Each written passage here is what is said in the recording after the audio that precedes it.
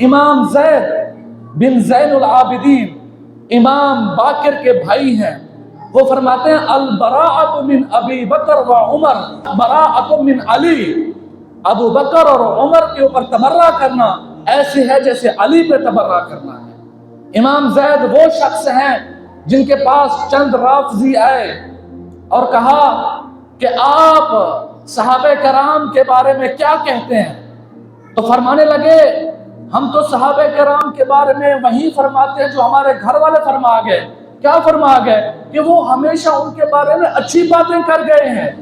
انہوں نے ابو بکر صدیق کے بارے میں اچھی باتیں کی، عمر کے بارے میں اچھی باتیں کی، عثمان کے بارے میں اچھی باتیں کی۔ میں امام زید حضرت حسین رضی اللہ تعالیٰ کا پوتا، ان کے بارے میں اچھی سوچ رکھتا ہوں۔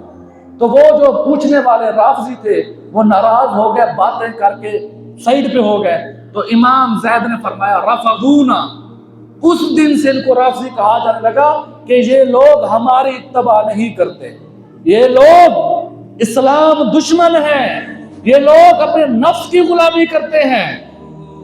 اور نہج البلاغہ کھول کے دیکھو، نہج البلاغہ میں حضرت علی کرم اللہ وجہہ اپنی جماعت کے اوپر بددعائیں دے رہے ہیں۔ حضرت علی کا خطبہ ہے، اتنے تنگ ہو گئے تھے، جو آج خود کو شیعان علی کہتے ہیں اس وقت بھی وہ شیعان علی تھے، ان سے اتنا تنگ ہو گئے تھے۔ حضرت علی کا خطبہ موجود ہے، وہ خطبے میں دعا کر رہے ہیں کہ اے اللہ میں ان بدبختوں سے تنگ ہو گیا ہوں، ان کو مجھ سے دور کریں اور مجھے بدبختوں سے راحت دے دیں، میں ان سے تھک چکا ہوں۔